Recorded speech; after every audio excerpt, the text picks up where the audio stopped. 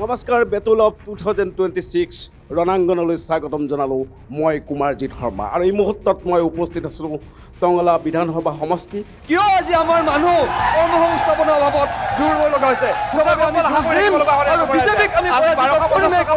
টকা পাইছে। টংলাখনত কিন্তু চৰকাৰীভাৱে একো অনুদান অহা নাই, কোনো ধৰণৰ একো প্ৰতিষ্ঠান ইয়াতে অহা নাই। ইয়াতে মাত্ৰ যিখিনি আমাৰ টংলাবাসী যিখিনি ৰাইজ আছে, সেই ৰাইজৰ বলতহে আজি আমাৰ টংলাখন শৈক্ষিক নগৰী হ'ব পাৰিছে। 30 বিঘা মাটি আজিও জংঘল পাৰত আছে। প্ৰমোদ বড়ো ডাঙৰীয়াই এলপমেণ্ট কৰি দিছে টংলা চিভিল হস্পিটেলৰ নামত। কিন্তু কেইটামান পাভত গজা বিজেপিৰ নেতাৰ কাৰণে আজি একচেলীয়া টিঙৰ চালত টংলা হস্পিটেল চলি আছে, য'ত এটা পেচেণ্ট দিলে দ্বিতীয়টো চাবা নাই। UPPL জিন্দাবাদ, UPPL জিন্দাবাদ। প্ৰমোদ বড়ো আপোনালোকে হাল্লা হৈ হাল্লা হাৰিয়ে থাকিব। টংলা বিধানসভাৰ যিজন এম এল এ আহিব, তেওঁলোকে যাতে কোচ ৰাজবংশীৰ হৈ যাতে বিধানসভাত মাত দিয়ে, জনসাধাৰণৰ লগত একত্ৰিত হৈ খোজকাঢ়ি সকলো সময়তে আমাৰ হৈ মাত দিয়ে, তেনেকুৱা ব্যক্তিক আমি বিচাৰোঁ। কি কথা ক'ব আহিছে? কেতিয়াই নাহিব? কি ক'ব? কিয় ক'ব? কিয় দম দিব? জুবিনদাৰ ন্যায় লাগিব। ইলেকশ্যনৰ পিছত সমগ্ৰ বড়ো জাতিয়ে আহি পেলাই জুবিনদাৰ ন্যায়ৰ কাৰণে মাত মাতিম।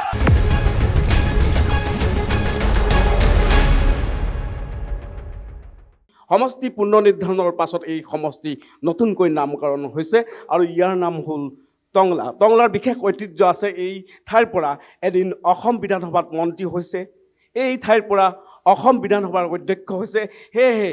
4 মে'ৰ ফলাফলক লৈ এই টংলাক লৈ সমগ্ৰ অসমবাসীৰ দৃষ্টি থকাটো নিশ্চয়কৈ জৰুৰী আৰু মই আশা কৰোঁ টংলাবাসীয়ে আমাৰ এই অনুষ্ঠানত আজি সহযোগ কৰিব। মই আপোনালোকক সুধিব খুজিছোঁ, 4 মে'ত কি হ'ব? কি হ'ব 4 মে'ত? কি হ'ব? আপোনালোক কোন জিকিব? কোন জিকিব? কোন জিকিব? কোন জিকিব?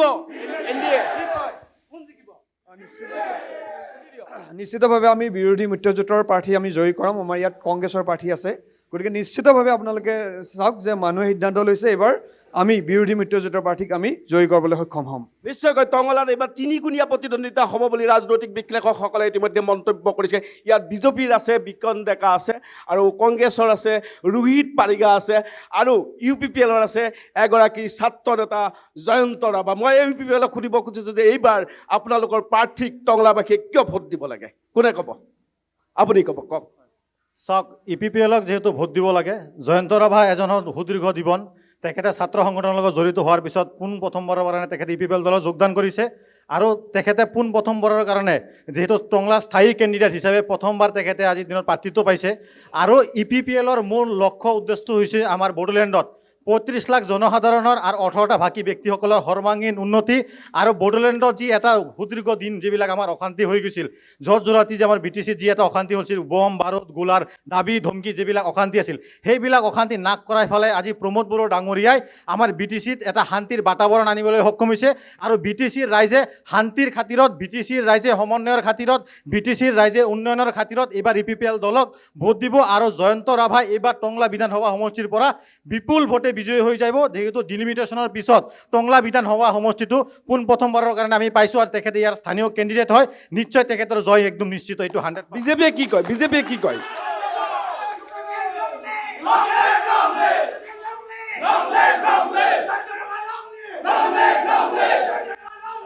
প্ৰমোদ বড়োৱে শান্তি অনা নাই, বিজেপিয়ে শান্তি আনিছে। প্ৰমোদ বড়োই গৈ চুক্তি স্বাক্ষৰ কৰিছিল, বিজেপিয়ে শান্তি আনিছে। গতিকে ৰাইজ বিজেপিৰ পক্ষত আছে, বিজেপিক ভোট দি ৰাইজে জয়যুক্ত কৰিব। বিকন ডেকা আমাৰ বলিষ্ঠ নেতা, তেওঁ আজি 2012 চনৰ পৰা বিজেপিৰ কৰ্মকৰ্তা হৈ বলিষ্ঠভাৱে পদক্ষেপ লৈ পেলাই তেওঁ ইয়াত কাম কৰি আছে। গতিকে বিকন ডেকাৰ জয় নিশ্চিত। ভাৰত মাতা কি? BJP BJP. চাওক, তেওঁলোকে কৈ আছে বিজেপি আজিৰ দিনত শান্তি আনিছে। লাফিকুল ইছলামৰ হত্যাকাণ্ড কোন কৰিছিল আজি কোকৰাঝাৰত তেতিয়া বিজেপি আৰু BPFৰ চৰকাৰ আছিল বৰ্তমান আকৌ BPF বিজেপিৰ চৰকাৰ চলি আছে তেওঁলোকৰ চৰকাৰ চলা আজি 6 মাহৰ ভিতৰতে BTCৰ এছেম্বলি ভাঙা ভাঙি হৈছে টোল গেট ভাঙা ভাঙি হৈছে ধন দামী আৰম্ভ হৈছে চুৰি কাৰ্য আজি দিনত আৰম্ভ হৈ গৈছে চাৰিওপাৰ দিনত আজি হৈছে অশান্তি আৰম্ভ হৈছে কাৰিগত ঘৰ জ্বলাজলি ঘটনা আৰম্ভ হৈ গৈছে আৰু 1994ৰ পিছত পুনৰবাৰ হাগ্ৰামা মৌলী ডাঙৰীয়া চৰকাৰ অহাৰ পিছত বিজেপি আৰু BPF আজি দিনত চৰকাৰ চলাৰ পিছত সৰু সৰু কেঁচুৱাই ৰিলিফ কেম্পত থাকিব লগা হৈছে আপোনালোকে দেখা পাইছে তেওঁলোকৰ চৰকাৰটো আজি দিনত কিয়ৰ কাৰণে আজি দিনত ৰাজ্যক নিৰাপত্তা দিব পৰা নাই ৰাজ্যক তেওঁলোকে কিয়ৰ কাৰণে আজি দিনত শান্তিৰ বাতাবৰণ বিৰিছে ঘূৰাই BPFে কি ক'ব BPFে কি ক'ব BPF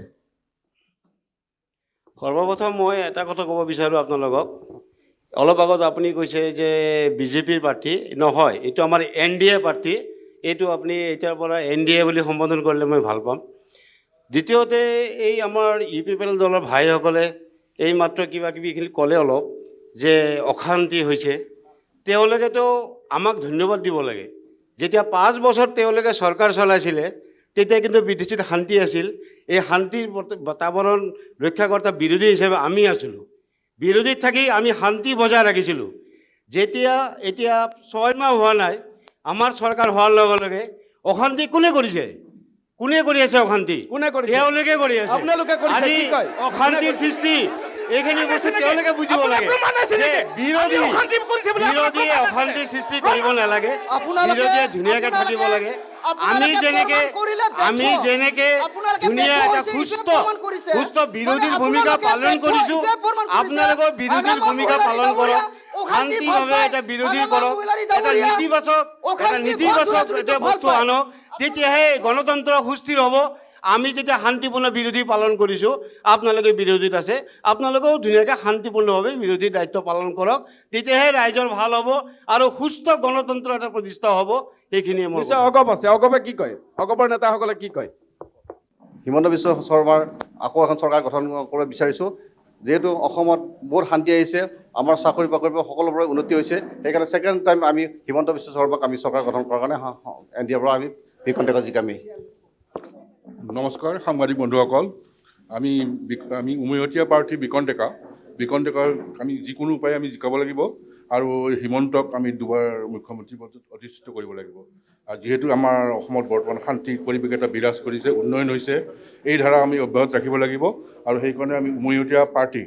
BPF SGP BJP এই তিনিটাক আমি জয়যুক্ত কৰিব লাগিব এই মাত্ৰ বিজেপি দলৰ পৰা ক'লে যে প্ৰমোদ বড়ো BTC বোলে শান্তি লৈ অনা নাই এতিয়া আপোনালোকে ভাবক যে 2027 জানুৱাৰীত শান্তি চুক্তি কৰা কোনে আছিলে 4টা গোটৰ NDB সকলক ইনিচিয়েটিভ লোৱা কোন আছিলে ইমান সহজ নহয় সহস্ৰ সংগ্ৰাম কৰা মানুহবিলাকক জংগলৰ পৰা তেওঁলোকক বুজাই পৰা মেইন ষ্ট্ৰীমত লোৱা ইমান সাধাৰণ নহয় The credit goes to Pramod Bora. আজি আমাৰ টংলা অঞ্চলত বিভিন্ন জনগোষ্ঠী বসবাস কৰে এক সময়ত সবে ভয় কৰিছিলে এতিয়া কি হ'ল যেতিয়া নেকি আমাৰ BTC চৰকাৰ আমাৰ BTR চৰকাৰ প্ৰমোদ বড়োৰ নেতৃত্বত যেতিয়া নেকি শান্তি প্ৰস্তুত হৈছে এতিয়া টংলাখন চাওক 17 বছৰৰ আগতে কি আছিলে এতিয়া কেনেকুৱা আছে এটা শান্তি So credit goes to আমাৰ প্ৰমোদ বড়ো সেইকাৰণে আজি ৰাইজে ওলাই আহিছে এতিয়া কথাটো হ'ল কি যেতিয়া নেকি BPF পাৱাৰত আহিলে এতিয়া কি 2 মাহ নহৰ আগতে বিভিন্ন কি all kinds of trouble all kinds of problem কি হ'ল কমিটিৰ মাজত এটা কি জাতিৰ এটা কি বুলি কয় there is a ethnic class stealing disturbance মানুহৰ মাজত এটা ভয় ভাগটো খুমালে So this is the time. Hey kane জনসাধাৰণ এতিয়া ভাবিলে যে BTC election to goal. এতিয়া এই বিধানসভা election in MLA election is 100% sure that UPPL is going to form the government and nothing less than BPF কি কয় তেওঁলোকৰ বিৰুদ্ধে বহুত অভিযোগ কৰিছে কি কয় অশান্তি কৰা গোষ্ঠীগত সংঘৰ্ষ কৰা বহুত অভিযোগ উঠিছে কি কয় আপোনালোকে উপৰক্ত জ্যেষ্ঠ দাদাজনে যিখিনি ক'লে তেওঁলোকে কৈছে যে সকলো জাতীয় সংমিল মিলে আমি হেৰি কৰিছোঁ অশান্তি হৈছে BPFৰ দিনত মই এটাই কথা সুধিব বিচাৰিছোঁ এই MLA যে ইলেকশ্যনত আপোনালোক আমাৰ 11খন আসনত আমাৰ প্ৰাৰ্থিত্ব প্ৰদান কৰিছে আপোনালোকৰ 15খনতে কৰিছে, আপোনালোকে কিয় এজন সংখ্যালঘু নেতাক আপোনালোকে টিকট নিদিলে? কিন্তু আমাৰ BPFৰ হাগ্ৰামা মহিলাই ডাঙৰীয়াই কিন্তু হাগ্ৰামা মহিলাই ডাঙৰীয়াই কিন্তু আমাক দিছে সকলো জাতি জনগোষ্ঠী কিয় দিয়া নাই প্ৰমাণ দেখা দিব আয়ুব তেখেতে পৰ্বত দূৰৰ পৰা খেলি আছে কিয় দিয়া নাই তেখেতে ভালদৰে অধ্যয়ন কৰিব লাগে পিছত উত্তৰ দিব লাগে আৰু শুনক আপোনালোকে পৰিয়াল কেন্দ্ৰিক ৰাজনীতি আৰম্ভ কৰিছে আমাৰ BPFৰ আমাৰ হাগ্ৰামা মহিলাই ডাঙৰীয়াই 100 দিনত আহি আমাৰ লিডাৰবিলাক কিয় শুনক আপোনালোকে শুনক আমাৰ 100 দিনতে আমাৰ 100 দিনতে যিখিনি হাগ্ৰামা মহিলাই ডাঙৰীয়া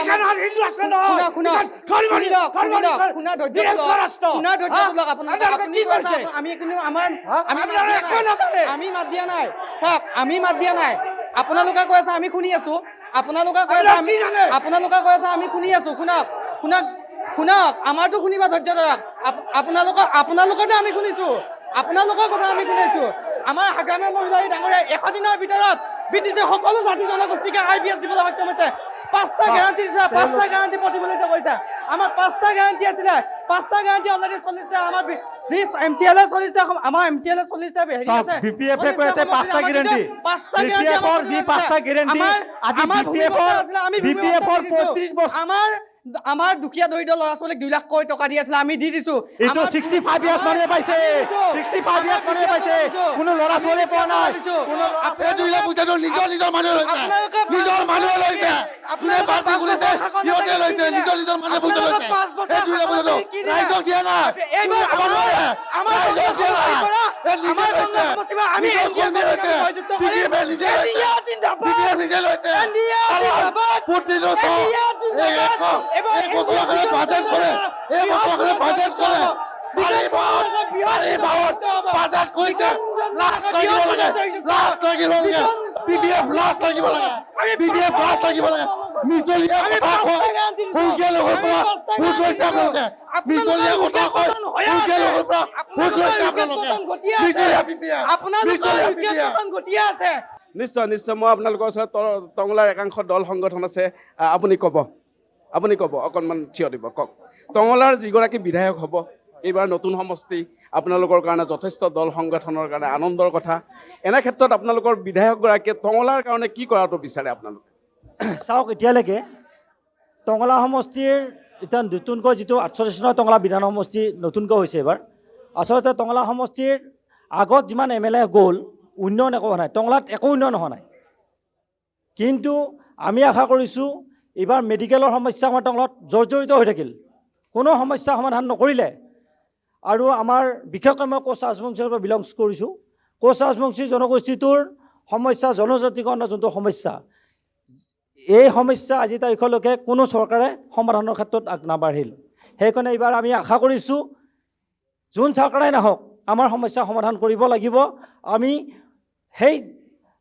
প্ৰতিটো মুহূৰ্ততে আমি এটাই চিন্তা কৰি আছোঁ যদি আমি এনেকুৱা এটা এইবাৰ ইলেকশ্যনত সিদ্ধান্ত ল'ম আমাৰ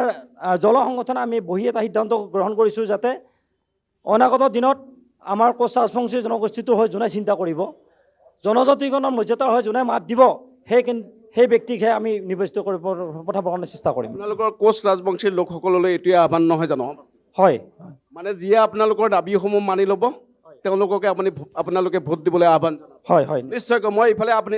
শশাংক ইফালে মই আপোনালোকৰ ওচৰলৈ গৈছোঁ মই ৰাইজৰ দলক সোধা নাই ৰাইজৰ দলৰ ওচৰলৈ আহিছোঁ যে আপোনালোকৰ যিগৰাকী প্ৰাৰ্থী আপোনালোকৰ প্ৰাৰ্থী কংগ্ৰেছৰ প্ৰাৰ্থী নহয় জানো কংগ্ৰেছৰ প্ৰাৰ্থীগৰাকীক আপোনালোকে কি ধৰণত কি যুক্তিত কি কথা কৈ কেনেকৈ ৰাইজৰ পৰা ভোট ল'ম বুলি ভাবিছে উঠি দিয়ক নিশ্চিতভাৱে চাওক আমি মিত্ৰতাত আছোঁ কংগ্ৰেছৰ লগত গতিকে তেওঁলোকৰ নিজস্ব কিছু এজেণ্ডা থাকিব কিন্তু আমি ৰাইজৰ দলৰ যিটো এজেণ্ডা এই ৰাইজৰ দলৰ এজেণ্ডাটো হ'ল যে আমি অসমৰ প্ৰতিডৰা মাটিত আমি বছৰত 3টা খেতি কৰিব পৰাকৈ যাতে পানীৰ ব্যৱস্থা থাকে আমি সেইটো বস্তু বিচাৰোঁ আমি বিচাৰোঁ যে অসমৰ পৰা এজনো নিবনুৱা যাতে অসমত এজনো নিবনুৱা নাথাকক তাৰ কাৰণে আমি গাঁৱে ক্ষুদ্ৰ উদ্যোগ গঢ়ি তুলিব বিচাৰোঁ কাৰণ আপোনালোকে চাব আমাৰ এই অঞ্চলৰ পৰা আমাৰ যি দলৰে নহওক প্ৰত্যেকৰে ঘৰে একোজনকৈ হ'লে ব্যক্তি এতিয়াও কেৰেলা তামিলনাডু বেংগালুৰুত তেওঁলোকে কৰ্মসংস্থাপন বিচাৰি যাবলগীয়া হৈছে কিন্তু যদি অসমখনত যদি আমি তেওঁলোকক কৰ্মসংস্থাপন দিব পাৰিলোহেঁতেন, আমি এখন সমৃদ্ধিশালী অসম গঢ়াৰ কাৰণে আমি পণ ল'ব পাৰিলোহেঁতেন। গতিকে নিশ্চিতভাৱে ৰাইজৰ দলে যিহেতু আমি বিৰোধী ঐক্যমঞ্চত আছোঁ, নিশ্চিতভাৱে আমি কংগ্ৰেছৰ সহযোগী হিচাপে আছোঁ, কংগ্ৰেছ দলক আমি সহযোগ কৰিম। এতিয়া নিশ্চিতভাৱে কংগ্ৰেছ দলৰ কোনোবা থাকিলে আপোনালোকে নিশ্চিতভাৱে তেওঁলোকৰ পৰা গম পালেহেঁতেন। কিন্তু যিহেতু আমাৰ নেতা অখিল গগৈ, জননেতা অখিল গগৈ, যিগৰাকী ব্যক্তি অসমৰ জনতাৰ কাৰণে 36 বাৰ জেললৈ গৈছিল, তেনেকুৱা এজন ব্যক্তিৰ নেতৃত্বত গঢ়ি উঠা এই ৰাইজৰ দলটোৱে অনাগত দিনত আমাৰ যিখিনি প্ৰাৰ্থী আছে, অসমৰ গোটেই অসমখনতে আমাৰ প্ৰায় 10 গৰাকীমান প্ৰাৰ্থী আছে, এই 10 গৰাকীৰ ভিতৰত আমি আশাবাদী যে 8 গৰাকী জিকিব আৰু এই 8 গৰাকী প্ৰাৰ্থীয়ে এইবাৰ বিধানসভাত বিধায়ক হৈ টংলাত জিকিব নে নেজিকিব? টংলাত আমাৰ প্ৰাৰ্থী নাই, যিহেতু বুজিছোঁ আপোনালোকৰ মিত্ৰ দলৰ প্ৰাৰ্থী জিকিব। প্ৰাৰ্থী আছে 100% জিকিব। এটা কথা স্পষ্ট কৰকচোন, ইয়াতে এটা পাৰ্ট হয়তো আমাৰ BPFৰ MLA দুৰ্গাদাস বড়ো ডাঙৰীয়া আছিলে, এটা পাৰ্ট হয়তো BJPৰ বিশ্বজিৎ দৈমাৰী ডাঙৰীয়া আছিল। ইয়াত একচুৱেলি উন্নয়ন হৈছে না? চাওক, উন্নয়ন শূন্য। আমি দুৰ্ভগীয়া, আচলতে টংলাবাসী ৰাইজ আটাইতকৈ দুৰ্ভগীয়া। কলা যিটো ঠাইত আছোঁ এই ঠাইতো কাৰ অন্তৰ্ভুক্ত আছে? এইটো আচলতে পানীৰ সমষ্টিত আছিলে। আমাৰ বিশ্বজিৎ দৈমাৰী একো উন্নয়ন কি কয় BJPৰ কোন আছে? বিশ্বজিৎ দৈমাৰী বিফল দাবী কৰিছে ৰাইজৰ দলে। বিশ্বজিৎ দৈমাৰী বিফল কি কয় কৈ দিয়ক। নিশ্চয় আপুনি শেষ কৰিব দিব, কিন্তু তেখেতে ঘৰত থাকি আজি মিটিংখন কৰি আছে। এই ঘৰটো কোনে বনাইছে তেখেতক? চাওক, আমাৰ যিখন টংলা আছিল, আমাৰ যিখন আপোন টংলা, সপোনৰ টংলা বিশ্বজিৎ দৈমাৰীৰ দিনত ধ্বংস কৰি দিয়া হ'ল। আমাৰ টংলাবাসীৰ যিখন আৱেগ আছিল, টংলা খেলপথাৰ, আজি উন্নয়নৰ নামত চলি আছে। তেখেতে হয়তো আমাৰ আৱেগ টংলা গাৰ্লছ হাইস্কুলত কিমান কোটি টকাৰ কাম চলি আছে, বিশ্বজিৎ দৈমাৰী কিয় পলাবলগীয়া হ'ল? বিশ্বজিৎ দৈমাৰীয়ে যদি ইমান ভাল কাম কৰিলেহেঁতেন, আজি বিশ্বজিৎ দৈমাৰী কিয় পলাল?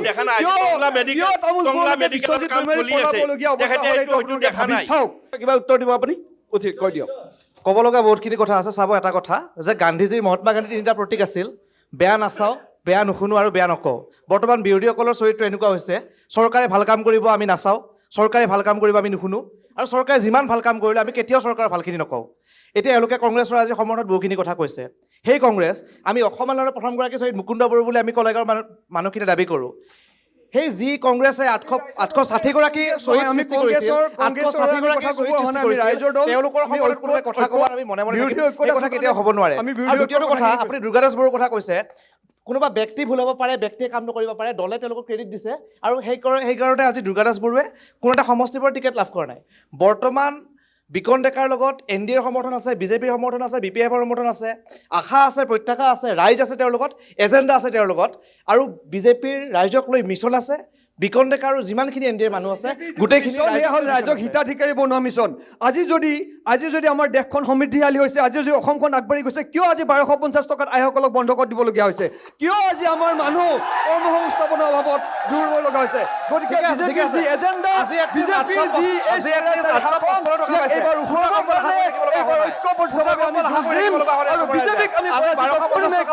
টকা পাইছে, ফুটা কম্বল আশা কৰি ৰাইজৰ দল জিন্দাবাদ, ৰাইজৰ দল জিন্দাবাদ, অখিল গগৈ জিন্দাবাদ, বিৰোধ কৰে নেকি তেওঁলোকে? অখিল গগৈ জিন্দাবাদ, ধৈৰ্য ধৰক, আমি ক'ব বিচাৰিছো তেওঁলোকে যদি নিজৰ চকু দেখি উন্নয়ন দেখা নাই, তেতিয়াহ'লে তেওঁলোকে আৰু কোনে উন্নয়ন কৰি দেখাব নোৱাৰে। আৰু মই প্ৰথমতে আৰু এটা কথা ক'ব বিচাৰিছো, আমি যিহেতু এটা টক শ্ব'ত আছো, ইয়াতে সকলো শান্তি বজাই ৰাখক। হাল্লা কৰিলে ৰাইজে ভোট নিদিয়ে, অশান্তি হৈ আছে, আপোনালোকে উঠি নাহিব,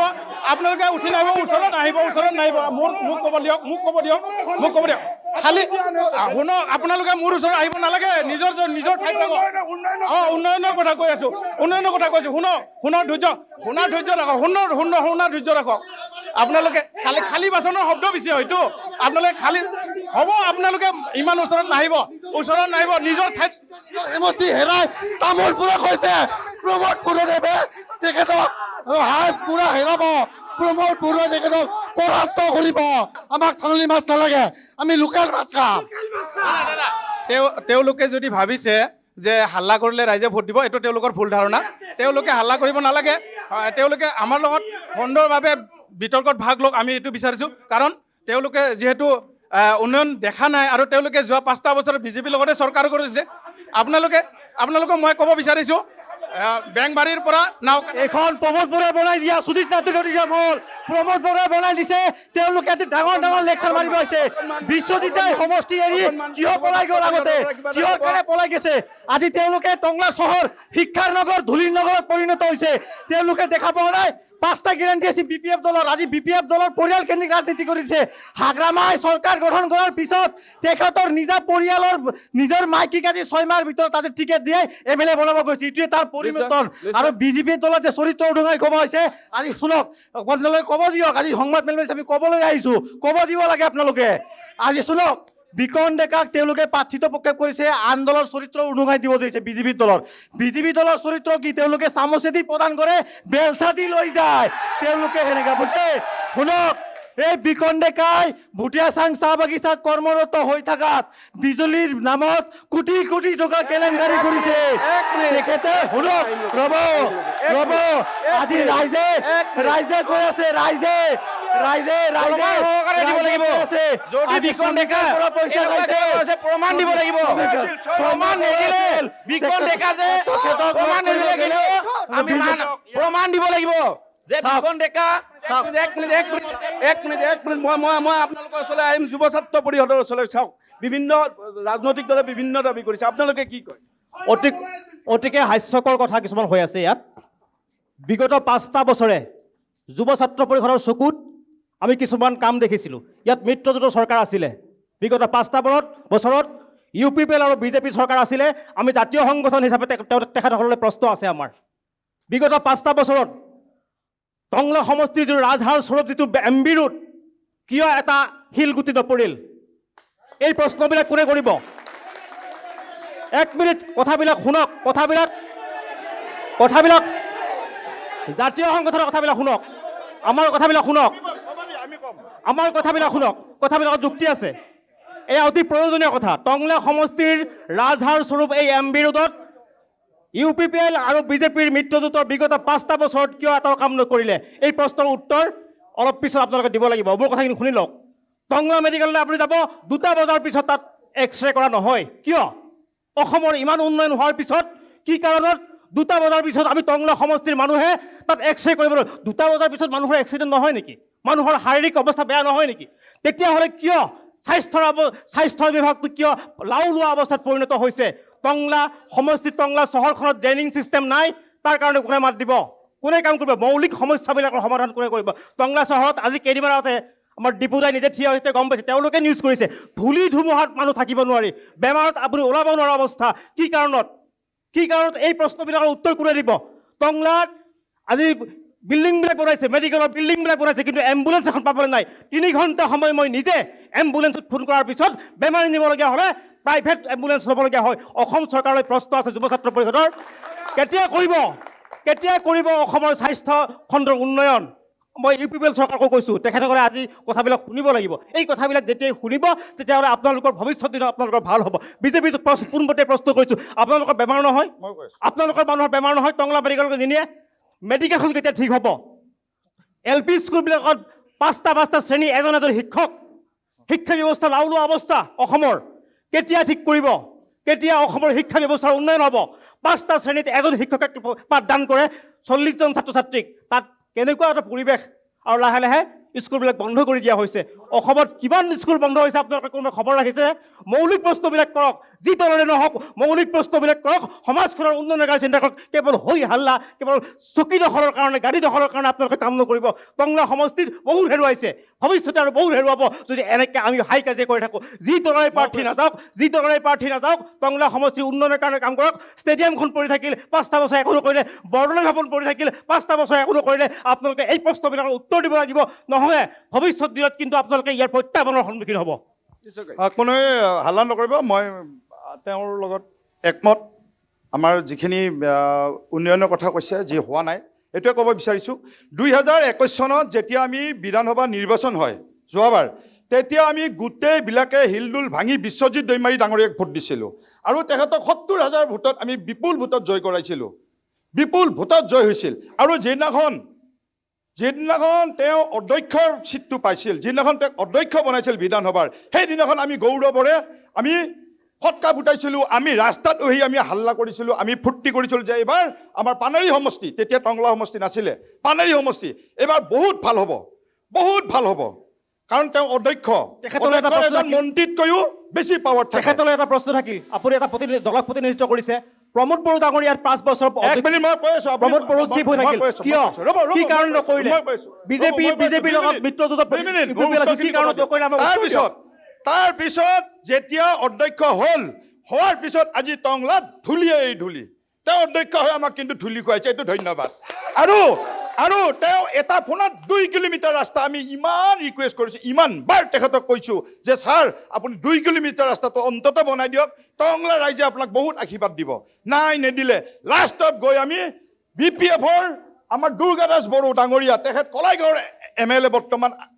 এতিয়া নাই তেতিয়া MLA আছিলে তেখেতক গৈ হাতে ভৰিয়ে ধৰাত তেখেতে 2 কোটি টকা আমাক চেংচন কৰি এতিয়া কাম আৰম্ভ কৰিছে কিন্তু বৰষুণ নিদিলে ইমান দিন কিজানি হৈ গ'ল গতিকে BPF দলৰ দুৰ্গাদাস বড়ো ডাঙৰীয়াক আমি শত প্ৰণাম জনাইছোঁ আমি জনাইছোঁ টংলাৰ ৰাইজ হিচাপে আৰু UPPL দলৰ ফালৰ পৰা মই শত প্ৰণাম জনাইছোঁ তেওঁ যদি নহ'লে আৰু 5 বছৰ কিজানি আমি যদি UPPL আহেতো কালিয়ে হৈ যাব গোটেইখিনি হৈ যাব কিন্তু যদি নিশ্চয় হ'ব হাঁহাৰ কথা নহয় আমি আগত দেখিছোঁ কালিয়ে হৈ যাব UPPL এজেণ্টৰ আভা যদি জিকে কালিয়ে কৰিব টংলা ওদালগুৰিৰ নিচিনা ব্যৱস্থা কৰ আৰু আমাৰ হস্পিটেলখন টংলা হস্পিটেলখন 100 বেড যেতিয়া হয় 100 বেড যেতিয়া টংলা হস্পিটেল হয় তেতিয়া আমি টংলা ৰাইজে কৈছিলোঁ যে এই হস্পিটেলখন চলি থাকক জংগলপাৰাত 30 বিঘা মাটি দিছিল 30 বিঘা মাটি আজিও জংগলপাৰাত আছে প্ৰমোদ বড়ো ডাঙৰীয়াই এলটমেণ্ট কৰি দিছে টংলা চিভিল হস্পিটেলৰ নামত কিন্তু কেইটামান পাভত গজা বিজেপিৰ নেতাৰ কাৰণে আজি একচেলীয়া টিঙৰ চালত টংলা হস্পিটেল চলি আছে য'ত এটা পেচেণ্ট নিলে দ্বিতীয়টো চাবা নাই বিজেপিৰ নেতাৰ কাৰণে আজি টংলা হস্পিটেল তেওঁলোকে ষ্টেডিয়ামৰ কথা কৈছে প্ৰমোদ বড়ো ডাঙৰীয়াই ইতিমধ্যে 5 কোটি টকা চেংচন দিছিলে ষ্টেডিয়ামৰ কাৰণে আৰু BPF চৰকাৰ আহাৰ লগে এইটো কাটি দিয়া হৈছে টংলা বজাৰটো আঁঠু সমান পানো হয় প্ৰমোদ বড়ো ডাঙৰীয়াই নিজে ভিজিট কৰি 1 কোটি টকাৰ প্ৰজেক্টৰ কাৰণে বনাই দিবৰ কাৰণে তেখেতে কৈছিল কিন্তু বনাই দিয়া নাই আজি বিজেপিয়ে কি কৰিছে অৰুণোদয়ৰ নামত যিটো নেকি 1250 টকাকৈ তেওঁলোকে দিছে হে শুনক 1250 টকাকৈ তেওঁলোকে যোনটো নেকি দিছে এতিয়া 9000কে সোমাই দিছে এই 9000 টকাটো কি 1 মাহৰ কাৰণে দিছে না এই 1 বছৰৰ কাৰণে দি আছে গোটাই বছৰ তেওঁলোকে এইটো কথা জনাব লাগে যদি 1 বছৰৰ কাৰণে তেওঁলোকে অৰুণোদয়ৰ টকাটো দিছে তেতিয়া হলে 1250 টকাটো 1 বছৰত 15000 টকা হয় এতিয়া 9000 টকা দিছে 6000 টকাটো ক'ত গেল তেওঁলোকে ইয়াৰ উত্তৰ দিব লাগে নিশ্চয় একাংশ মহিলা ভোটাৰ আছে মই তেওঁলোকক সুধিম আপোনালোকে ক'ব বাইদেউ ক'ব নিশ্চয় কওক আপুনি ইফালে আহক দাদা ইফালে আহক অলপ আগতে তেখেতে উপৰোক্ত বক্তাই তেখেতে কৈছে যে টংলা ষ্টেডিয়ামলৈকে 5 কোটি টকা দিছে মই ৰতনপুৰবাসী ৰাইজ মই ৰতনপুৰৰ পৰা বিলং কৰোঁ আজি মোৰ ৰতনপুৰ প্ৰমোদ বড়ো দেৱক মই গোটেইকেইটা প্ৰশ্ন আপোনালোকক সুধিম যিটো UPPL কৈছে মই বিজেপিৰ মানুহখিনিক সুধিব খুজিছোঁ যে আপোনালোকৰ যিগৰাকী প্ৰাৰ্থী তেওঁ এটা ডাঙৰ দুৰ্নীতি কৰাৰ অভিযোগ কৰিছে ক'ব বিচাৰোঁ ছাৰ যিহেতু অসম বিধানসভাৰ অধ্যক্ষ মহোদয় আমাৰ ইয়াতে কি চলে ইয়াতে BTR চলে নে নচলে এই MB ৰোডটোত প্ৰমোদ বড়োৰ কোনো অধিকাৰ নাছিল নেকি বা তেখেতৰ কোনো দায়িত্ব নাছিলে নেকি এই যে MB ৰোডটো অকল যে BTCৰ বাহিৰৰ পৰা আছে কিন্তু BTCত যিখিনি আছে সেইখিনি কিয় নহ'ল BTCত যিখিনি আছে সেইখিনি কিয় নহ'ল সেইখিনি তেখেতসকলে উত্তৰ দিয়কচোন MLA যদি দায়িত্ব হয় প্ৰমোদ বড়ো কি ইয়াৰে চিফ নহয় নেকি যোৱা 5টা বছৰে টংলা আজি যোৱা 5টা বছৰে মই নিজেও ধূলি কৰোঁ কিছুমান এজন কমলা ব্যৱসায়ী মানুহ চাৰিআলিত মই বহু তাৰপিছতো আমি খাইছোঁ নহয় তেখেতে যিটো কথা কৈছে যে তেখেতে প্ৰমোদ বড়ো কোনো ইয়াতে আছে দিলীপ বড়োৱে কি কৰিছিলে দিলীপ বড়ো নাছিলে নেকি ইয়াতে MCL তেখেতে কোনো কাম কৰা কিয় নাছিলে আপোনালোকে MCL চেয়াৰমেন হোৱাৰ পিছত আমাক লাগে তেওঁলোকে আজি সেইটো দিব পৰা নাই ব্যৱস্থা নিশ্চয় আছুৰ পৰা মই জানিব খোজোঁ যিবোৰ কথা কৈ আছে সঁচা নে মিছা আচলতে ইয়াতে সকলো ৰাজনৈতিক দলৰে ব্যক্তিসকল আছে আৰু ৰাজনৈতিক দলে ইটো দলে আনটো দলক বোকা ছটিয়াব এইটো সাধাৰণ কথা আমি সকলোৱে দেখি আহি আছোঁ কিন্তু এটা কথা বুনিয়াদী প্ৰশ্ন এটা কৰিব বিচাৰিছোঁ আগতে পানেৰী সমষ্টি আছিলে টংলাখন এতিয়া এইবাৰ প্ৰথমবাৰৰ বাবে টংলা সমষ্টি হ'ল কিন্তু এটা কথা আপোনাক ক'ব বিচাৰোঁ টংলাখনে কিন্তু আজিলৈকে একোৱে নাপালে সকলো ফালৰ পৰাই বঞ্চিত দুটাই মাত্ৰ ইয়াতে চৰকাৰী প্ৰতিষ্ঠান আছিলে সেই দুটা হৈছে PHC আৰু ইৰিগেশ্যন সেই দুটা ওদালগুৰি লৈ গুচি গ'ল আমাৰ আল্টিমেট টংলাত থাকিল কি একোৱে নাথাকিল লাহে লাহে চব গৈ আছে টংলাখনত কিন্তু চৰকাৰীভাৱে একো অনুদান অহা নাই কোনো ধৰণৰ একো প্ৰতিষ্ঠান ইয়াতে অহা নাই ইয়াতে মাত্ৰ যিখিনি আমাৰ টংলাবাসী যিখিনি ৰাইজ আছে সেই ৰাইজৰ বলতহে আজি আমাৰ টংলাখন শৈক্ষিক নগৰী হ'ব পাৰিছে আৰু এই শৈক্ষিক নগৰী এই ওদালগুৰি জিলাখনৰ ভিতৰত আটাইতকৈ শিক্ষিত স্থানখন হৈছে আমাৰ টংলা গতিকে আমি এটা কথা ক'ব বিচাৰোঁ যদি টংলাৰ ব্যৱসায়ীসকলে টংলাৰ যদি ৰাইজে যদি সেইখিনি কাম কৰিব পাৰে চৰকাৰীভাৱে ইয়াতে কোনো ধৰণৰ ব্যৱস্থা কিয় নাই প্ৰথম কথা যিটো ৰাজনৈতিক দলৰ পৰাই নহওক কিয় এজন আমাৰ ইয়াৰ পৰা জনপ্ৰতিনিধি এজন যাব কিন্তু আমাৰ টংলাৰ মৌলিক সমস্যাসমূহ উপস্থাপন কৰিবৰ কাৰণে কোনো এজন ব্যক্তি নাই এইটোৱে আমাৰ আটাইতকৈ দুৰ্ভাগ্যজনক বিষয় তাৰ লগতে সামগ্ৰিকভাৱে কথা এটা আপোনাক ক'ব বিচাৰিছোঁ টংলা অঞ্চলটো যদি আপোনাৰ থিয় হয় বাৰিষা কালত আপোনাৰ পানীত থাকিব লাগিব আৰু খৰালি কালত ধূলিত থাকিব লাগিব এই দুইটা হৈছে আমাৰ আটাইতকৈ ডাঙৰ সমস্যা কিন্তু আমাৰ এটা আছিলে টংলা হাই ছেকেণ্ডেৰী ফিল্ডখন সেইখনো ধ্বংস কৰি পেলালে এতিয়া সমস্যাবিলাক এটাৰ পিছত আন এটাকৈ সমস্যাবিলাক বাঢ়ি গৈ থাকিলে কিন্তু আমাৰ অতিকৈ দুখ লগা বিষয় অসমৰ এজন অত্যন্ত প্ৰভাৱশালী নেতা বিশ্বজিৎ দৈমাৰী ডাঙৰে এইখন সমষ্টিৰ পৰাই তেখেতে প্ৰতিনিধিত্ব কৰিছিলে কিন্তু বৰ দুৰ্ভাগ্যজনকভাৱে তেখেতে কিন্তু তেখেতে স্পীকাৰ হোৱাৰ পিছত এইফালে কিন্তু চকু মুলি নাচালে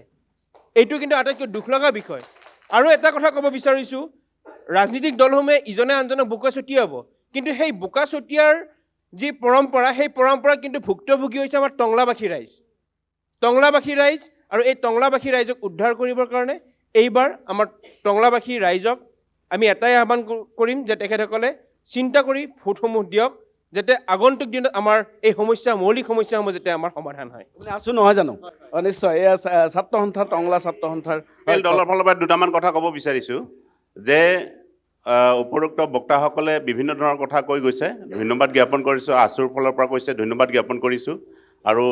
অলপ আগতে আমাৰ জাতীয় পৰিষদৰ পৰাও কিছুমান কথা কৈছে কুৱেশ্যন কেইটামান উত্থাপন কৰিছে যে যুৱ ছাত্ৰ পৰিষদ হয় যুৱ ছাত্ৰ পৰিষদে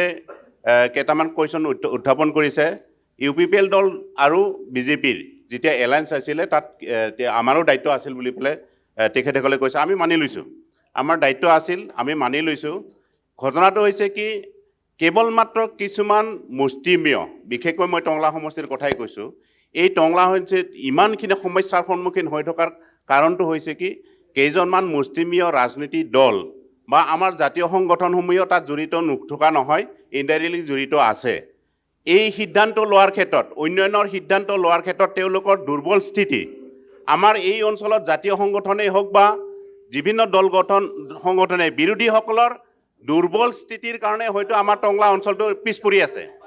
পৰি আছে মই দোষাৰোপ কৰি বুজা নাই কি ক'ব বিচাৰিছে কওকচোন বাৰু কি কয় জাতীয় সংগঠনৰ কি স্থিতিৰ কথা ক'ব বিচাৰিছে নাই আপোনালোকে কিছুমান দাবী আমি দাবীসমূহ দি আছো আমি বিভিন্ন সময়ত দি আছো আমি মেমৰেণ্ডাম দিছো আপুনি শুনক যিখিনি সময়ত প্ৰমোদ বড়ো ডাঙৰীয়া চিফ হৈ আছিলে তেতিয়া আমি মেমৰেণ্ডাম দিছিলো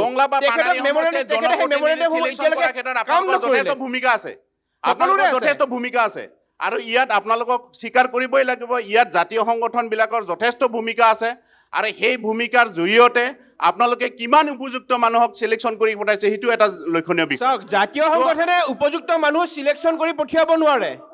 এইটো নিৰ্বাচনত ৰাইজে পঠিয়াব লাগিব সাপোৰ্ট থাকিব লাগিব আমি স্মাৰকপত্ৰ দিব পাৰিম আমি দাবী জনাব পাৰিম ৰাজপথত যদি আমি আন্দোলন কৰোঁ আপোনালোকৰ পুলিচ প্ৰশাসনে আমাক হাৰাশাস্তি কৰিব জেল হাজতলৈ পঠাব আপোনালোকে UPPL আৰু বিজেপি একেলগে আপোনালোকে চৰকাৰ গঠন কৰিছে এটা সময়ত আমি ছাত্ৰ সংগঠন কি কৰিব পাৰিব ৰাজপথত আন্দোলন কৰিব পাৰিব মেমৰেণ্ডাম দিব পাৰিব কিন্তু সেই আপোনালোকে শুনে প্ৰতিবাদৰ ভাষা শুনে আপোনালোকক ধৰিব নোৱাৰি হাও হোৱাৰ নিচিনা আপোনালোকে আজি যদি ভাল কালি বেয়া ইটো দলৰ লগত ভাল ইটো দলৰ লগত কালি বেয়া আপোনালোকৰ দুদিন আগত বিজেপিৰ গুণানুকীৰ্ত আপোনালোকৰ মুখত শুনিছিলো আজি আকৌ তেওঁলোকে আপোনালোকে বিৰোধী কৰি আছে আমাক সুস্থিৰ বাতাবৰণ লাগে আপোনালোকে যেনেকে আজি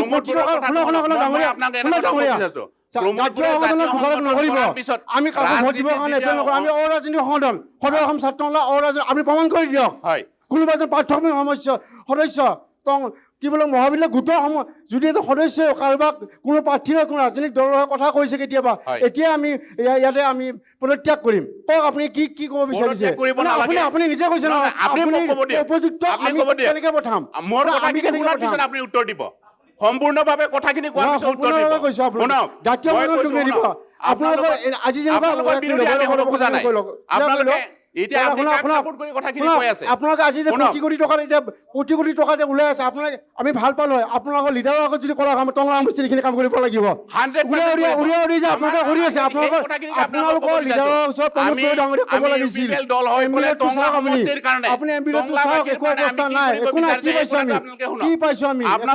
আপোনালোকে শুনিব লাগিব আপোনালোকে আমাৰখিনি শুনিছো আমি টংলা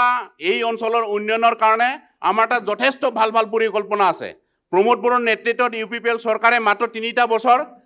কাম কৰিবলৈ সুযোগ পাইছে এই 3টা বছৰত আমাৰ এই BTR অঞ্চলত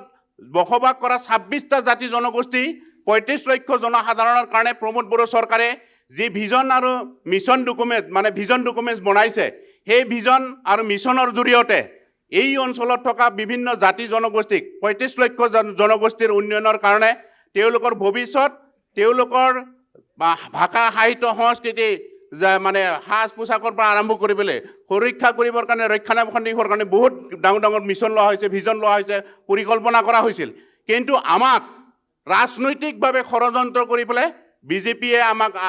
তেওঁলোকৰ পৰা আঁতৰাই দিলে বিগত সময়ত বিজেপিৰ লগত আমি কিয় এলায়েন্স কৰিব লগা হ'ল আমি মাত্ৰ 12টা সিটত জিকিবলৈ সক্ষম হৈছোঁ BTR শান্তি চুক্তি হোৱাৰ পিছত ৰাজনৈতিকভাৱে আমি যেতিয়া অংশগ্ৰহণ কৰিলোঁ তাৰ পিছত আমি মাত্ৰ 12টা সিটত অংশগ্ৰহণ কৰিলোঁ আমি চৰকাৰ গঠন কৰিব নোৱাৰোঁ কম্পালচনত পৰি পেলাই আমি বিজেপিৰ সহায় লৈ পেলাই চৰকাৰ গঠন কৰি পেলাই আমাৰ যিবিলাক মৌলিক অধিকাৰ এই অঞ্চলত বসবাস কৰা জনসাধাৰণৰ যি সপোন তাক বাস্তৱ সাকাৰ ৰূপ দিবৰ কাৰণে আমি বিজেপিৰ লগত সংযোগ কৰি পেলাই কিছুমান কাম কৰিবলৈ বাধ্য হৈছিলোঁ আজি তাৰিখত আপোনালোকক স্পষ্টভাৱে কৈছোঁ ইয়াত বসবাস কৰা 26টা জাতি জনগোষ্ঠী আৰু 35 লক্ষ জনসাধাৰণৰ কাৰণে আমি সদায় তেওঁলোকৰ জীৱন আৰু সম্পত্তি নিৰাপত্তা স্থায়ী শান্তি প্ৰতিষ্ঠাৰ কাৰণে আমি কাম কৰি যাম ভৱিষ্যতেও কাম কৰি যাম এই এটা শপত লৈ পেলাই আমি ইয়াত মানে UPPL দল কাম কৰি আছোঁ তাৰোপৰি এটা কথা মই আপোনালোকক স্পষ্ট কৰি দিব আছোঁ আজি তাৰিখত বিকন ডেকা আমি দুটা দলৰে কথা ক'ম বিজেপি আৰু UPPL দল এই UPPL আৰু বিজেপিৰ ভিতৰত দুজন কেণ্ডিডেট দিছোঁ আমি এজন নিকা ভাৱমূৰ্তিৰ সংগঠনৰ পৰা ওলাই অহা জয়ন্ত ৰাভাক আমি কেণ্ডিডেট দিছোঁ আমি জনগোষ্ঠী হিচাপে চাব গ'লে 44,000 ইয়াত বড়ো জনগোষ্ঠী আছোঁ তাৰ কাৰণে আমি বড়ো জনগোষ্ঠী আমি কেণ্ডিডেট দিয়া নাই 27,000 বেংগলী জনগোষ্ঠী আছে আমি বেংগলীৰ পৰা কেণ্ডিডেট দিয়া নাই 31,000 মুছলিম ভোটাৰ্ছ আছে আমি তেওঁলোকক কেণ্ডিডেট দিয়া নাই কেৱল মাত্ৰ 10,000 জনগোষ্ঠী থকা এজন ব্যক্তিক এজন নিকা ভাৱমূৰ্তি ব্যক্তিত্ব থকা সম্পন্ন ব্যক্তিক আমি দিছোঁ বিকন ডেকা আৰু জয়ন্ত ৰাভাৰ লগত তুলনা কৰি পেলাই ৰাইজে ডিচিশ্যন লওক ইয়াত মই অনুগ্ৰহ কৰিম অনুৰোধ কৰিম ইয়াত জাতীয় সংগঠনবিলাক আছে টংলাখান যদি উন্নতি কৰিব লাগে টংলা বিধানসভা সমষ্টিৰ ভৱিষ্যতে উন্নতি কৰিব লাগে তেতিয়াহ'লে আপোনালোকে আমাৰ লগত সহযোগ কৰক জাতীয় সংগঠনবিলাক সহযোগ কৰক কৰি পেলাই যাতে আমি এই টংলা অঞ্চলখন আপোনালোকৰ সপোনবিলাক বাস্তৱত পৰিণত কৰিব পাৰোঁ আমি কথাখিনি কওঁতে আপুনি 2 মিনিট আমাক দিব আপোনালোকে জয়ন্ত ৰাভাক প্ৰক্ষেপ কৰিছে আমি শুভেচ্ছা জ্ঞাপন কৰিছোঁ আপোনালোকে পৰিকল্পনাৰ কথা কৈছে ৰাইজৰ বিষয়ে আপোনালোকে কি কি চিন্তা চৰ্চা কৰিছে এজেণ্ডাৰ কথা কৈছে যোৱা 5টা বছৰ আপোনালোকৰ ৰাইজৰ প্ৰতি থকা পৰিকল্পনাসমূহ ক'ত গৈছিল আপোনালোকে নিজৰ সমৰ্থনত কথাখিনি ক'বলৈ যায় ইতিমধ্যে বিজেপি আৰু NDAৰ সমৰ্থনতে কথাখিনি কৈছে এগৰাকী আপোনালোকৰ বক্তাই কৈছে যে দুৰ্গাদাস বড়ো BPFৰ বিধায়কগৰাকীয়ে তেওঁলোকক 2 কোটি টকাৰ আবণ্টন দিছে বিগত 5টা বছৰে আপোনালোকৰ ব্যৰ্থতাখিনিৰ বাবে কিন্তু আজি বিজেপিয়ে BPFৰ ওচৰত যাবলৈ কৈছে শুনি লওক আপুনি 10 মিনিট কওক আপুনি 10 মিনিট কওক আপোনালোকৰ সমৰ্থকৰ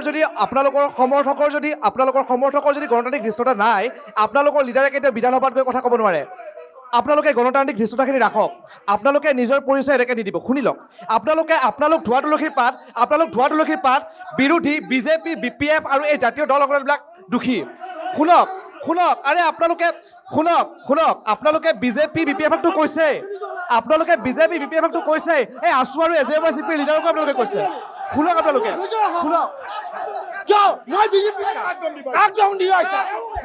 আপোনালোকে কৈ থাকোঁতে আমি হাল্লা কৰা নাই আমি কৈ থাকোঁতে আপোনালোকে কিয় হাল্লা কৰে হাল্লা কৰিলে জিকিব নোৱাৰি হাল্লা কৰিলে আপোনালোকে কথাখিনি শুনিব কাৰণে ধৈৰ্য ৰাখক এওঁ কৈ আছে আপোনালোকে যেতিয়া কথাখিনি কৈ আছে এওঁ শুনি থওক আমি ধৈৰ্য আকাৰে শুনি আছে কিন্তু আপোনালোকে যেতিয়া আমি কওঁ তেতিয়া আপোনালোকে কিয় ধৈৰ্য নহয় আপোনালোকে এবাৰো বড়োফা উপেন্দ্ৰ বৰ্মাৰ নাম কৈছে নাই কোৱা কৈছে নাই কোৱা আজি ভাল পালো হয় যদি আপোনালোকে নিজৰ বক্তব্যৰ মাজত এটলিষ্ট উপেন্দ্ৰনাথ বৰ্মাৰ কথা এটা লাইনো আপোনালোকে যদি ক'লে হয় আজি আমি উপেন্দ্ৰনাথ আপোনালোকে যদি আজি এটা শব্দ যদি আজি উপেন্দ্ৰনাথ বৰ্মাৰ বিষয়ে ক'লে হয় আমি ভাল পালো হয় আমি উপেন্দ্ৰনাথ বৰ্মাক অসমৰ নহয় সমগ্ৰ বিশ্বৰ দৰবাৰত প্ৰতিষ্ঠা কৰাৰ সপোন দেখিছো আজি যে দিল্লীৰ ৰাজপথৰ নাম তেওঁৰ নামত নামাকৰণ হৈছে এটা লাইন কৈছে এনেকে নক'ব কি কথা ক'ব আহিছে খেদিয়াই নাহিব কি ক'ব কিয় ক'ব কিয় দম দিব আমাৰ কথা আপুনি যিহেতু টংলা সমষ্টি আমাৰ BTAD অন্তৰ্গত কিন্তু আমি কোচ ৰাজবংশীৰ ক্ষেত্ৰত কিন্তু আমাক BTCৰ যি প্ৰমোদ বড়োৰ চৰকাৰৰ দিনত কোচ ৰাজবংশীৰ জনজাতিকৰণৰ কথাখিনি উত্থাপন কৰিলে কিন্তু সজোৰে মানে বিৰোধিতা কৰা আমিও দেখিছোঁ গতিকে আমি টংলাবাসী হিচাপে টংলাৰ বিধানসভাৰ যিজন MLA আহিব তেওঁলোকে যাতে কোচ ৰাজবংশীৰ হৈ যাতে বিধানসভাত মাত দিয়ে আৰু BTCটো যাতে সজোৰে আমি যিহেতু 26টা জনগোষ্ঠীৰ কথা কৈ আছোঁ সেই কথাখিনি যাতে কোচ ৰাজবংশী হিচাপে জানে সকলো জনগোষ্ঠীৰ মিলা প্ৰীতিৰ কথাখিনি আহে আমি সেইখিনিয়েই টংলাৰবাসী কোচ ৰাজবংশী সংগঠনৰ ব্যক্তি হিচাপে আমি সকলো দল সংগঠনলৈকে আমি অনুৰোধ জনাইছোঁ নিশ্চয় এইবাৰে কি ক'ব খুজিছে অলপ থিয় দিব হয় বিজেপিৰ যিটো কেণ্ডিডেট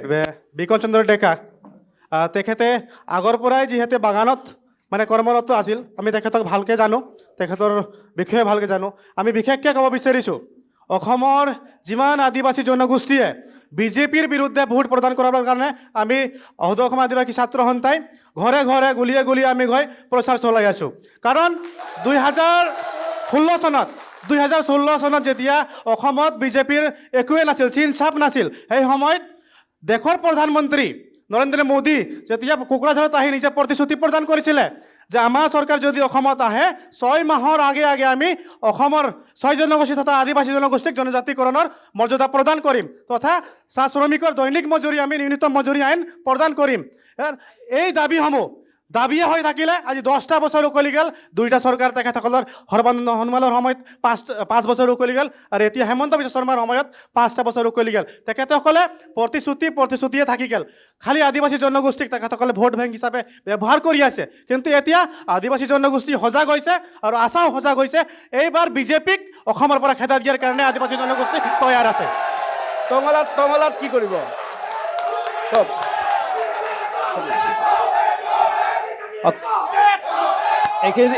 এইখিনিতে মই এটা কথা ক'ব ওলাইছোঁ যে বিজেপি চৰকাৰখনে বিভিন্ন সময়ত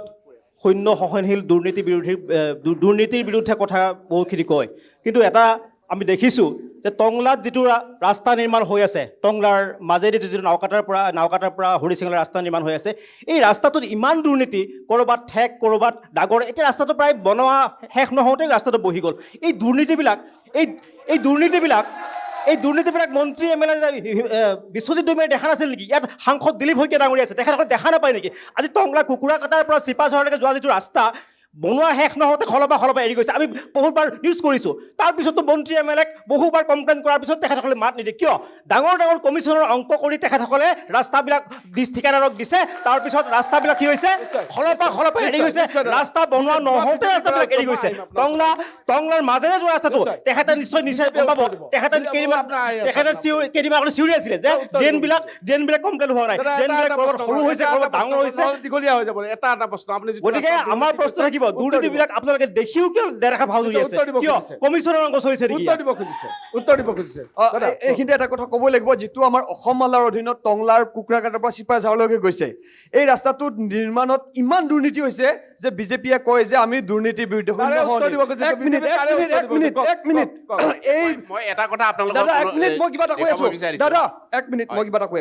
এই ৰাস্তাটোৰে দিলীপ শইকীয়া সাংসদ দিলীপ শইকীয়া সঘনে অহা যোৱা কৰে তেওঁ কিয় এই ৰাস্তাটোৰ দুৰ্নীতি দেখা নাপালে কিয় BTC নিৰ্বাচনৰ সময়ত পীযুষ হাজৰিকা একমাহ টংলাত থাকি লোৱাৰ পাছতো কিয় টংলাৰ সমস্যাখিনিৰ কাৰণে তেওঁ কোনোদিন ভূমিকা নল'লে এই যে ৰাস্তাটোৰে পৰমানন্দ ৰাজবংশী সদায় সঘনে অহা যোৱা কৰিছিল, আনকি BPFৰ দুৰ্গা দাস বড়োসকলে অহা যোৱা কৰিছিল। আপোনালোকো ধোৰা তুলসী পাত নহয়, তেতিয়া কিন্তু চৰকাৰত আপোনালোকৰ প্ৰমোদ বড়ো আছিল, আপোনালোকৰ কোনোদিন মাত দিয়া নাছিল। গতিকে এইটো নিশ্চিত যে টংলাৰ প্ৰতি সেয়া BPF হওক, UPL হওক, BJP হওক, কাৰোৰে সদিচ্ছা নাই। কেৱল টংলাৰ মানুহক মূৰ্খ সজাই তেওঁলোকে ভোট বেংকৰ ৰাজনীতি কৰি ৰাজপাট দখল কৰিব বিচাৰি আছে। আমাৰ টংলাত সমস্যা অনেক সমস্যা আছে। টংলাখন যি কদৰ্যময় পৰিৱেশ হৈছে, টংলাখনক আমি বাণিজ্যিক নগৰী বনাব পাৰিব লাগিছিল, টংলাখনক পৰ্যটন নগৰী বনাব পাৰিব লাগিছিল, টংলাখনক আমি শৈক্ষিক নগৰী বনাব পাৰিছিল। কিন্তু ইয়াৰ ক্ষেত্ৰত কোনো এখন চৰকাৰে কোনো এজনে কিন্তু সদিচ্ছা প্ৰদৰ্শন কৰা আমি দেখা নাপালো। বিধানসভা সমষ্টিৰ টংলা বিধানসভা সমষ্টিৰ যিজন কেণ্ডিডেট আমি প্ৰক্ষেপ কৰিছোঁ, তেখেতৰ জৰিয়তে এটা মেনিফেষ্টো আমি তৈয়াৰ কৰিছোঁ, আৰু এই মেনিফেষ্টোৰ জৰিয়তে আমি প্ৰতিজ্ঞাবদ্ধ হ'ব বিচাৰিছোঁ যে টংলা চহৰৰ কাৰণে আমি কি কৰিব বিচাৰিছোঁ। একদম চমুকে মই বেলেগ পইণ্ট কিনা নকওঁ, খালি টংলা চহৰৰ কথাখিনি কৈছোঁ মই, বাকী বহুত আছে। আমাৰ মেনিফেষ্টো 2 নম্বৰত আমি লিখিছোঁ, টংলা চহৰৰ উন্নয়ন সম্প্ৰসাৰণ, টংলা চহৰক আধুনিক নগৰ ৰূপে গঢ়ি তোলা, ড্ৰেনেজ, লাইনিং, বজাৰ উন্নয়ন, নতুন বাসস্থান আৰু বাণিজ্যিক জোন সৃষ্টি কৰি টংলাখনক এক সুন্দৰ পৰিৱেশ সৃষ্টি কৰা। এনেকুৱা ধৰণৰ আৰু বহুতো আমাৰ মেনিফেষ্টোত আছে। মই আহিম আপোনাৰ ওচৰলৈ আহিম, কিন্তু নিৰপেক্ষ লোক কিছুমান আছে, মই তেওঁলোকৰ পৰা জানিম আচলতে টংলাত উন্নয়ন হৈছে নে নাই। আপোনালোকে কি আশা কৰে ইয়াৰ নতুন যিগৰাকী বিধায়ক অলপ থিয় দিব দাদা, কওক। যোৱাবাৰ আছিলে পানীৰ সমষ্টি, এতিয়া হ'ল 48 নম্বৰ টংলা সমষ্টি। ইয়াতে ৰাইজৰ বিভিন্ন মত বিনিময় হৈছে, অভিযোগ প্ৰতি অভিযোগ শুনিলোঁ। বিভিন্ন ৰাজনৈতিক দলে ইয়াত আহি তেওঁলোকৰ এটাই অভিযোগ যে টংলা সমষ্টিৰ উন্নতি হোৱা নাই, বা ভৱিষ্যতে উন্নতি হ'বনে নহয় তাৰ ওপৰতো সন্দেহ, বা ভৱিষ্যতে যিজনে টংলা উন্নয়নৰ বা টংলা সমষ্টিৰ প্ৰতিনিধিত্ব কৰিব, যিজনে টংলাক লিড কৰিব, তেওঁ হাড়ে হিমজুৱে ভাবি টংলাখনক যাতে উন্নয়নৰ দিশত লৈ যায়, টংলাখনক যাতে শৈক্ষিক, চিকিৎসা সকলোবিলাক দিশত যাতে আমি পাৰ্গতালি দেখুৱাব পাৰোঁ যে টংলা সমষ্টিত গ'লে আমি এইখিনি সুবিধা পাম, টংলা সমষ্টিত গ'লে ৰাইজৰ মৰম পাম, টংলা সমষ্টিত গ'লে ৰাইজে খুব ভালকৈ আদৰি ল'ব। তেনেকৈ যাতে অসমৰ প্ৰতিটা কোণাত যাতে, কাৰণ টংলা সমষ্টিটো খুব চেঞ্চিটিভ দেই, টংলা সমষ্টিটো অসম বিধানসভাত খুব চেঞ্চিটিভ। মই দুৰ্গা দাস বড়োৰ দিনৰে পৰা জানিছোঁ, তেতিয়া পানীৰ সমষ্টি আছিল, 64 নং পানীৰ সমষ্টি আছিল, এতিয়া হ'ল 48 নং টংলা সমষ্টি। তাৰ কাৰণে আমাক উন্নয়ন লাগে দেই, মই নিউট্ৰেল হিচাপে কৈছোঁ কথাখিনি। যিজনে টংলাক প্ৰতিনিধিত্ব যি প্ৰতিনিধিসকলে এইবাৰ যিসকলে প্ৰতিনিধিত্ব কৰিব, ইমজুৱে ভাবি যাতে টংলাখনক ভাল ডেভেলপমেণ্ট এটা টংলাৰ উন্নয়ন বিচাৰিছে, কি কয় দাদা? হয়, মই ওদালগুৰি জিলা সাহিত্য সভাৰ সম্পাদক। মই নিৰপেক্ষ বিচাৰিছোঁ যে আমাৰ জনসাধাৰণে, আমাৰ এই অঞ্চলৰ টংলা সমষ্টিৰ ৰাইজে এনেকুৱা ব্যক্তিক ভোট দিব লাগে যি ব্যক্তিয়ে আমাৰ এই অঞ্চলৰ উন্নয়নৰ কথা চিন্তা কৰে, বিধানসভাত মাত দিব পাৰে, যি গৈ আনৰ পিছে গৈ আনৰ কথা মতে চলি থাকে, তেনেকুৱা ব্যক্তিক আমাক নালাগে। আপোনালোকে চিন্তা কৰিব যে যি দলেই নহওক নিজৰ দলৰ কথা ক'লে নহ'ব, আমি আমাৰ এনেকুৱা এগৰাকী ব্যক্তিক আমি প্ৰতিনিধি হিচাপে বিচাৰোঁ, যিয়ে টংলা অঞ্চলৰ ৰাস্তা পদূলিকে ধৰি, নিবনুৱা সমস্যাকে ধৰি, মূল্য বৃদ্ধিৰ কথা কিছুমান বা জনসাধাৰণৰ কথা চিন্তা কৰে, জনসাধাৰণৰ লগত সকলো সময়ত সকলো মুহূৰ্তত ৰাইজৰ হয় বা জনসাধাৰণৰ লগত একত্ৰিত হৈ খোজকাঢ়ি এনেকুৱা এজন প্ৰতিনিধি আহে বিধানসভাত, সকলো সময়তে আমাৰ হৈ মাত দিয়ে, তেনেকুৱা ব্যক্তিক আমি বিচাৰোঁ। আৰু লগতে টংলাৰ কিছু কথা ক'বলৈ গ'লে আমাৰ বৰদলৈ ভৱন আজি 5 বছৰে কোনো ধৰণৰ তেনেকুৱা ধৰণৰ আমি ইয়াৰ গঠন হোৱা দেখিবলৈ নাপালোঁ, কাৰণ যেনেকুৱা আছে তেনেকুৱাই পৰি থাকিল। আমাৰ টংলাৰ ষ্টেডিয়াম, এই অঞ্চলৰ টংলা যি আমাৰ বিধানসভা, এতিয়াতো বিধানসভা অঞ্চলত এই আমাৰ ষ্টেডিয়াম এটা বৰ প্ৰয়োজন, এই ষ্টেডিয়ামৰ ক্ষেত্ৰতো আমি কোনো ধৰণৰ উন্নয়ন দেখা নাপালোঁ। গতিকে আমি বিচাৰিছোঁ এনেকুৱা এজন ব্যক্তি লাগে, নিৰপেক্ষ হওক, আৰু জনসাধাৰণকো মই এটা কথাই ক'ব বিচাৰিছোঁ, বিবেক ভোট দিয়ক, চিন্তা চৰ্চাৰে যি ব্যক্তিয়ে আমাৰ বিধানসভাত আমাৰ হৈ মাত দিব, তেনেকুৱা এগৰাকী ব্যক্তিক ভোট দিয়ক, তাকে আমি কামনা কৰিছোঁ। আপোনাক ধন্যবাদ জনাইছোঁ। মই বিজেপিৰ পৰা এটা প্ৰশ্নৰ উত্তৰ জানিব খুজিছোঁ। দাদা, মই গৈ আছোঁ দাদা, আপুনি বিজেপি নেকি? BPF। মই আপোনাৰ পৰা জানিব খুজিছোঁ যে আপোনালোকৰ যিগৰাকী ইয়াৰ বিধায়ক, অসম বিধানসভাৰ অধ্যক্ষ মহোদয়, তেওঁ এই সমষ্টিৰ পৰা পলায়ন কৰা বুলি আপোনাৰ কাষত বহি থকা UPPL দাবী কৰিছে, কি কয়? দাদা, তাতে তাৰমানে কথাটো হ'ল, যেতিয়া বিশ্বজিৎ দৈমাৰী কথাটো আপুনি ক'লে, তেখেত আমি NDAৰ অংশীদাৰ হোৱা আজি 3 মাহ হ'ল। তেতিয়াতো অংশীদাৰ আছিল আমাৰ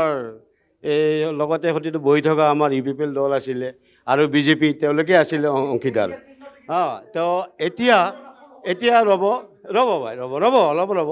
তেতিয়া সংগী তেওঁলোকে আছিলে আমি নাছিলোঁ তো এই ক্ষেত্ৰত মই একো মতামত নিদিওঁ তেওঁলোকৰ চিহ্নটো কি হ'ব এনডিএ হিচাপে বিবিএফৰ কেণ্ডিডেটৰ চিহ্নটো কি হ'ব তেওঁলোকৰ এই তেওঁলোকৰ চিহ্নটো কি ভুল হ'ব নেকি দীপুদাই যে কথাখিনি ক'লে মই দীপুদাক ইয়াত এইটো মঞ্চত মই ধন্যবাদ দিছোঁ তেখেতক যে এইটো আমি সঘনাই কি কৰোঁ আমি টংলা ৰাস্তাটোৰ কাৰণে আমি মাত মাতি থাকোঁ যিহেতু আমাৰ MLA ইয়াত নাছিলে যোগাদাস বড়ো ডাঙৰীয়া আমাৰ কলাইগাঁৱৰে MLA আছিলে তেতিয়া আমি এইটো আমাৰ টংলাৰ স্বাৰ্থত মই কিছু কথা ক'বলগীয়া হৈছে তো আমাৰ এই দীপুদা আমি চবেই মিলি যোগাদাস বড়ো ডাঙৰীয়াক আমি লাগি ধৰি তেতিয়া আমাৰ এই ৰাস্তা ৰিপেয়াৰিংটো আমাৰ এইখিনিৰ পৰা এইখিনি যে ৰাস্তা ৰিপেয়াৰিংটো এইখিনি তেওঁ কৰিছে আৰু এইখিনি তেওঁ দিছে সেইকাৰণে আমি টংলাবাসী ৰাইজ তেওঁৰ ওপৰত ধন্যবাদ দিছোঁ এইটো আমাৰ BPFৰ ষ্টেণ্ডটো কৈছোঁ 2 নম্বৰ আপুনি যিটো প্ৰশ্ন সুধিছে সেয়াৰ উত্তৰটো এতিয়া মই দিব নোৱাৰোঁ যিহেতু তেতিয়া আমি অংশীদাৰ নাছিলোঁ তাৰমানে বিশ্বজিৎ দৈমাৰীৰ দায়িত্ব আপোনালোকে নলয় এতিয়া দায়িত্ব নলওঁ বুলি নহয় তেতিয়া আমি নাছিলোঁ তেতিয়া এই ক্ষেত্ৰত এওঁলোকে কথাখিনি ক'ব পাৰিব আপুনি এওঁলোকক সোধক তেওঁলোকে ধুনীয়াকৈ কথাখিনি ক'ব যে দুৰ্গাদাস বড়োৱে যে শিল বালি পেলাইছে বুলি কৈছে এইখিনিতে সন্তুষ্ট নেকি আপোনালোকৰ এইখিনি সন্তুষ্ট হ'ল হা 2-3 গাড়ী বালি শিল পেলালে সন্তুষ্ট হয় মই যে আচৰিত মানুহ দেখা পালোঁ ৰে এইটো জাম্বা মানুহ হয় জাম্বা আৰু একেটা এটা কথা কৈছে আমাৰ একেটা এটা কথা কৈছে যে 1 মিনিট ৰ'ব বৰদলৈ ভৱনৰ কথা উঠাইছিলে আমাৰ BPF চৰকাৰ থাকোঁতে বৰদলৈ ভৱনটো কাম আৰম্ভ হৈছিলে কিন্তু আমাৰ BPF চৰকাৰ গৈ আমাৰতো সব জাতিকে দিছো চৰকাৰ প্ৰমোদ বড়ো ডাঙৰীয়া যেতিয়া আমাৰ সমষ্টিত হ'ল 44 লাখ জনগোষ্ঠী থাকাৰ অৱস্থাটো সংখ্যা থাকাৰ অৱস্থাটো 10,000 থকা মানুহজন এজন ৰাভা মানুহ আমি কেন্দ্ৰিত দিছো তাৰ বিষয়ে আৰু কি ক'ব লাগে আমাৰ UPP দলে হ'ল নীতি আৰু আদৰ্শ লৈ পেলাই চলা ৰাজনীতিৰ দল হয় হয় পোনপ্ৰথমে NB নিউজক মই ধন্যবাদ জনাইছোঁ টংলা সমষ্টিৰ BJPক কি চাই ভোট দিব চাব আটক ধুনীয়া এটা ষ্টেচন হ'বলৈ গৈ আছিলে তাতে মই নিজেও জড়িত আছিলোঁ আটক ধুনীয়া এটা ষ্টেচন হ'বলৈ গৈ আছিলে ইয়াক বিৰোধিতা কৰা মানুহজন হৈছে BJPৰ এজন বিষয়ববীয়া দায়িত্বত থকা মানুহ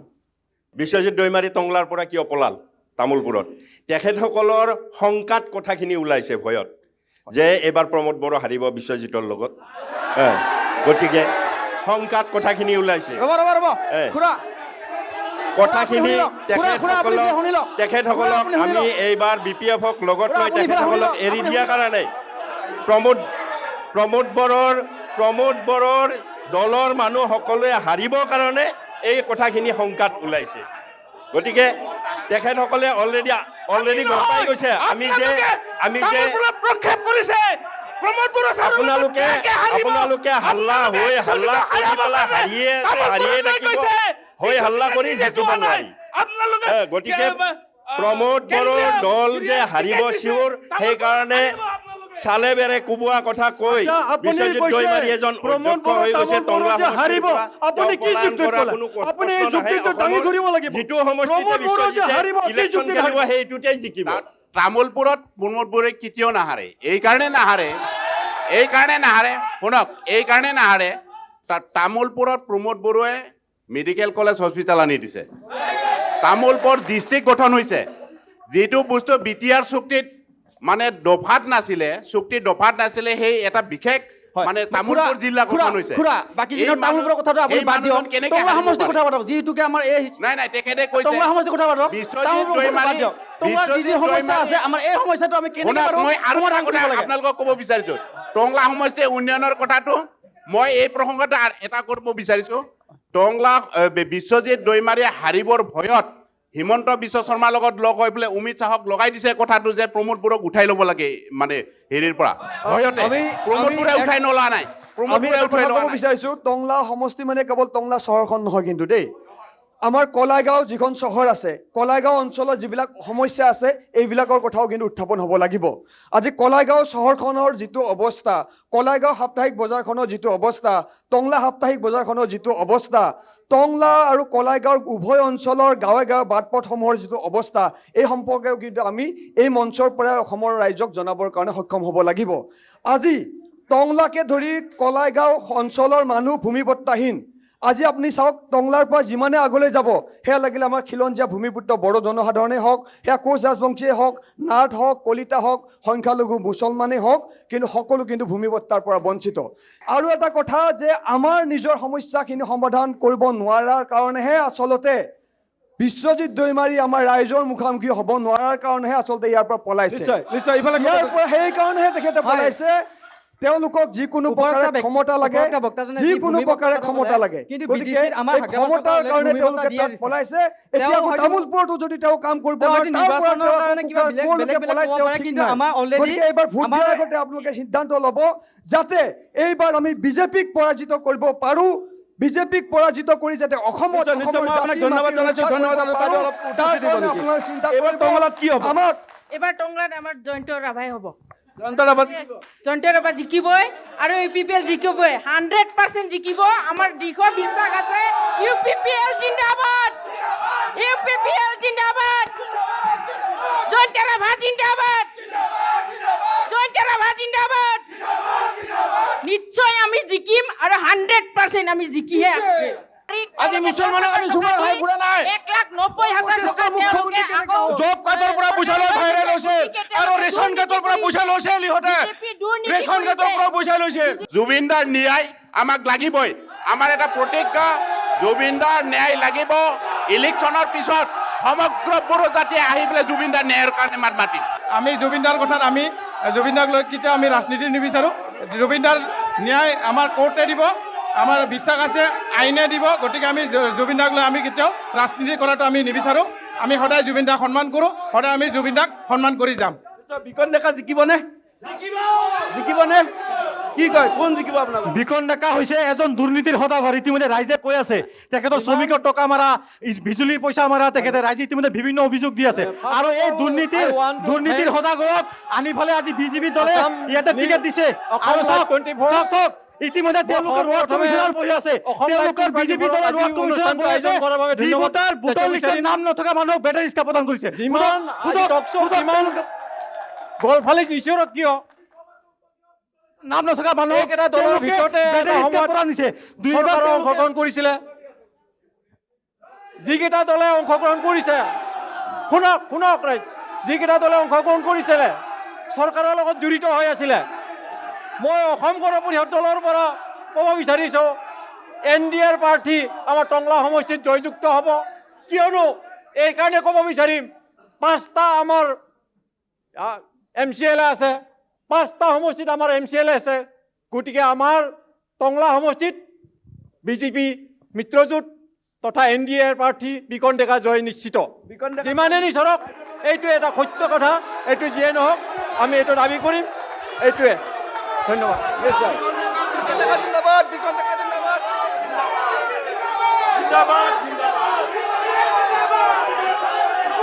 আমি জুবিনদাক ন্যায় লাগে, জুবিনদাৰ ন্যায় লণ্ডন যাব লাগিব। বিকন ডেকা মানুহে বিচাৰি নাপায়, তেখেতে ইয়াত নাথাকে। বিকন ডেকা এগৰাকীয়ে ক'লে আমাৰ টংলা যিটো বিধানসভা সমষ্টি, বৰ্তমান 48 নং টংলা বিধানসভা সমষ্টিটো অকল টংলাখিনিতে নহয়, আমাৰ টংলা বিধানসভা সমষ্টিটো কলাইগাঁৱৰ পৰা এইফালে খৰিয়া জংঘললৈ আছে। এতিয়া যদি আমি অকল টংলা অঞ্চল, টংলা চহৰখনৰ কথা কৈ থাকোঁ, তেতিয়া কিন্তু আমাৰ ভুল হ'ব। আমাৰ গোটেই সমষ্টিটো উন্নয়ন হ'ব লাগে, হয়নে নহয়? নিশ্চয়। কিন্তু এই মুহূৰ্তত মই কুমাৰজিৎ শৰ্মাই বিদায় ল'ম। আৰু এয়া আছিল আমাৰ 2026 ৰণাংগন আৰু কুমাৰজিৎ শৰ্মাই এই মুহূৰ্তত মই বিদায় লৈছোঁ। চাই থাকিব অসম লাইভ 20। UPPL জিন্দাবাদ, UPPL জিন্দাবাদ।